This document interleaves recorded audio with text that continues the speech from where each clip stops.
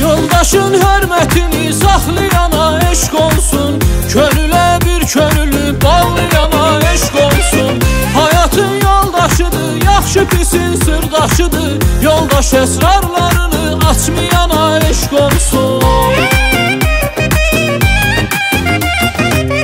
İki yoldaş arası yapışır hər havası, bağlanan bu düğünü açmayana eşq olsun. İki yoldaş arası yapışır hər havası, bağlanan bu düğünü açmayana eşq olsun.